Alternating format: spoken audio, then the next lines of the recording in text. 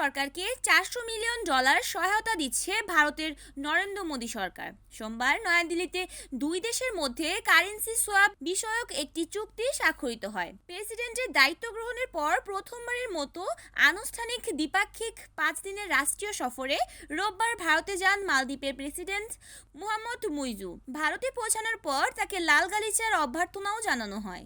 দক্ষিণ এশিয়ার প্রতিবেশী দেশগুলোর মধ্যে দুর্বল সম্পর্ক মেরামতের লক্ষ্যেই তার এই সফর। ভারতের প্রধানমন্ত্রী নরেন্দ্র মোদীর সঙ্গে সোমবার বৈঠক করেন মালদ্বীপের প্রেসিডেন্ট। এ সময় তিনি দুই দেশের সম্পর্ক জোরদারের আহ্বান জানান।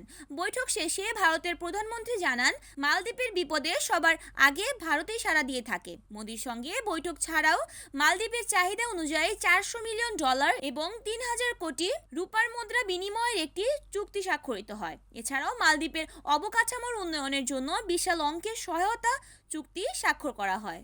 বর্তমানে দেশটিতে অর্থনৈতিক সংকট রয়েছে। বৈদেশিক মুদ্রার রিজার্ভ কমে যাওয়ায় ঋণখেলাপি হওয়ার আশঙ্কা রয়েছে। এতে চাপ বাড়ছে মুইজু সরকারের ওপর। এই অবস্থায় মালদ্বীপের বৈদেশিক মুদ্রার রিজার্ভকে শক্তিশালী করতে সহায়তা করবে ভারত। নির্বাচনের প্রচারে মালের উপর নয়াদিল্লির প্রভাব কমানোর অঙ্গীকার করেছিলেন মুইজু। তার নির্বাচনী প্রচারণার কেন্দ্র ছিল ভারত হটাও নীতি।